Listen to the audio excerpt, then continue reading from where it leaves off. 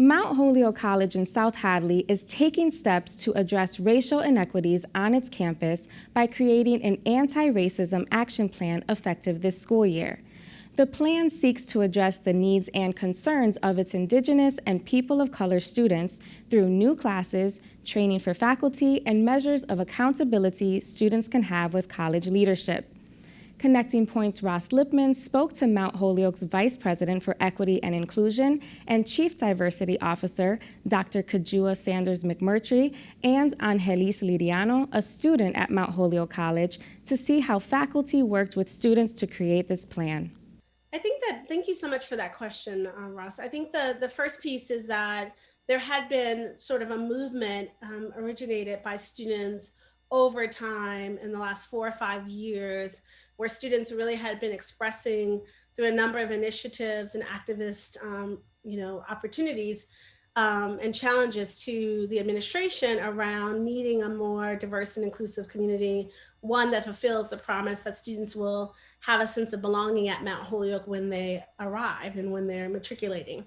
And over that 4 to 5 year period, there were several initiatives put in place, and one of those included the request to create the job that I now have as the inaugural Chief Diversity Officer, Vice President for Equity and Inclusion. And so it started there. This summer, really in response to the murders of Ahmaud Arbery, George Floyd, Breonna Taylor, Tony McDade, and honestly, so many others, there was a heightened awareness and sensitivity and concern that students were expressing on social media, and began to really contact administrators, but also tell their stories over many years around racial injustice. And so we knew as a leadership, the president of the college, Sonia Stevens, and vice presidents, that we needed to be very involved in creating a more anti-racist community,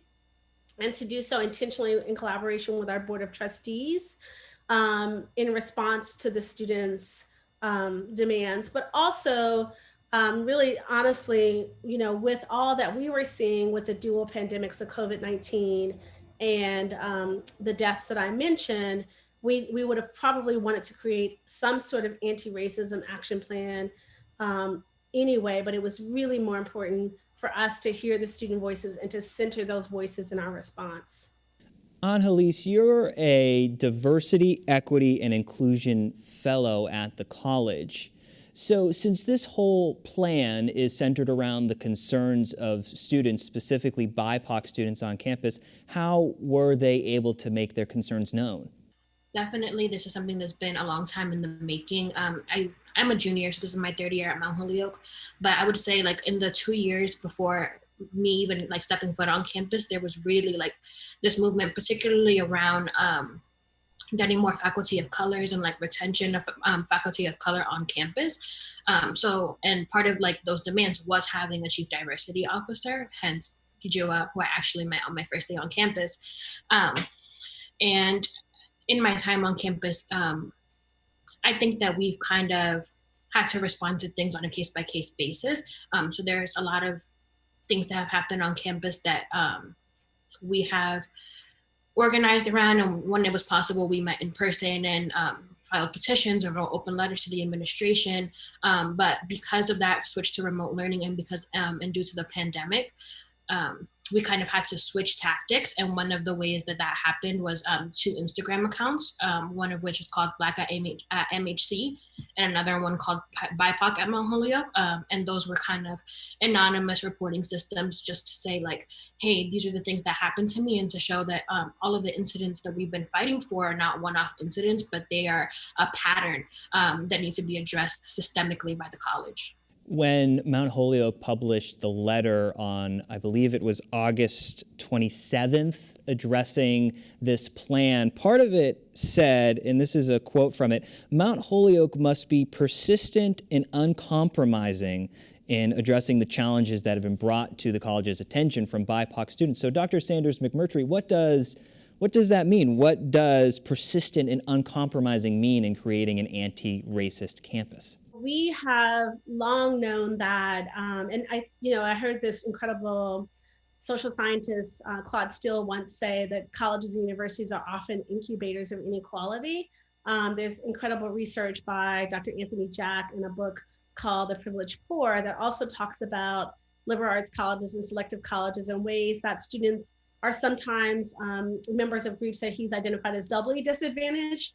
And so we had to think really critically about, not just what the students brought forward. So sorry, their voices were really critical, but not just what they brought forward, but also our own recognition of thinking about policies and practices that we needed to explore, dig deeper into, and begin to examine. And so one example that many colleges and universities have looked at, but Mount Holyoke had been engaged in thinking critically about, was sort of our histories and legacies with inequality and how we could both be honest, work to reconcile, work to repair, heal, and restore past harms and relationships that may have been damaged because of inequity. And so that's one example. There's so many examples probably embedded in that long plan. And I think I want to be really clear that our plan is one that is meant to be expansive, and that it is for us a living, breathing document that is going to be iterative. We believe we will be adding more to it, particularly as we continue to think about ways to challenge anti-Black racism, anti-Semitism that is, often, Jewish communities are affected by, and Islamophobia, which we see like many Muslim communities affected by. So we do see our plan as intersectional in its anti-racism structure. I would be remiss if I didn't mention, this is Lesbian, Gay, Bisexual, Transgender, Queer History Month. And so within our plan, you see us talking about gender and sexuality as well. And so we understand that individuals have a multiplicity of identities, and we wanted to be sure to think critically about how we dig deep on all of the things that we need to do to become an anti-racist community. The plan is certainly expansive. It's also one that takes place over several years. So not all of this is something that is happening immediately, but there are things that have gone into place right now. Angelis, what have you seen since you've returned to school, be it remotely or on campus? What have you seen that's been different directly related to this anti-racist plan? Truthfully, when the plan first came out, I was relieved that, finally we were getting something to kind of address those concerns, but also skeptical. And I think since being back on campus, I can't say that I'm fully not skeptical anymore, but I definitely am seeing the involvement of students in decision-making, particularly through a lot of working groups. One of which my close friend sits on is the Reimagining Campus Police Working Group, where there's multiple students, faculty from different departments, as well as the members of our campus police task force, and they're actively working together to reimagine campus police, which was one of the things that was addressed and demanded in the anti-racism plan. So they're now going by public service and safety, among making a lot of other very essential changes to make sure that students know that public service and safety is really about safety and no longer about policing students, which I think was definitely a concern in the past. So I'm really looking forward to see how they continue to implement those changes. We did a story in late August on the weekly racial justice vigil that is happening just outside the campus at Mount Holyoke.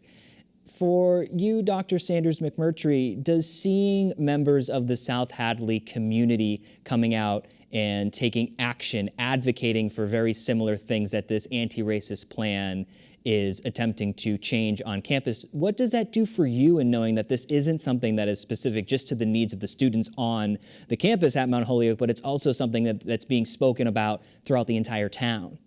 I think it's incredibly important. As a person who, I relocated here from Atlanta, Georgia about 2 years ago to move to work at Mount Holyoke, and it was a huge step, honestly, for me as a person of color, as a Black woman, to move to South Hadley, Massachusetts. And so I think anyone that knows that they're a member of a marginalized or vulnerable community is always concerned about, how they're going to interact with people who are different from them or who may see them as different from them within the community. So knowing that there are residents of South Hadley who are deeply invested in creating anti-racist responses and strategies and being in solidarity. And I often say, who are working as co-liberators to ensure that all of us are experiencing the freedom and justice that we each deserve as part of being human beings on this planet is really so moving, honestly, and it makes me feel much safer and much more secure. And I have had my own personal experiences as a resident of the town with concerns or issues around my safety. And so I would say personally, it's been incredible. And I'm really grateful and thankful for people who want to be engaged in this work and be committed to developing their own selves and their own understanding. And sometimes it takes an awakening for that to happen. And I know that's true for me and all my privileged identities, that I've had to sometimes be confronted with people and how they've experienced harm or abuse. And that has made me say, no more, not on my watch. So I'm really, really thankful for people who are saying not on their watch. They're going to make sure that their Black, Indigenous, people of color neighbors and community members feel safer. Angelis, you're a junior at Mount Holyoke, so you have 2 more years to see where this anti-racist plan goes. By the time you graduate, what do you hope to see at the college? What sort of things would you like to see as you're leaving and graduating? That's a great question. And it's interesting that I hadn't stopped to think about it before. It's always just fighting the issue that comes up next. But I think in the grand scheme of things, a lot of the things that are in the anti-racist plan are the things that we've been fighting for years, since before my time at Mount Holyoke, and I'd like to see those come to fruition by the time I leave. For example, one of the things that we have at Mount Holyoke that's been essential to my finding a community and being able to, call this my home away from home are the cultural centers. And currently the Eliana Ortega, which is for Latinx identifying students, and the Zawi Bantia share a house, and the college has committed to finding the Zawi its own space, which is for, I don't know if I mentioned it, but it's for Indigenous and Native identifying students. And I think that that's something that's so important, something that's been asked for and fought for so long. And I'm really looking forward to seeing that amongst many other things come to fruition. I don't want to recognize it as the Mount Holyoke from when I first came in.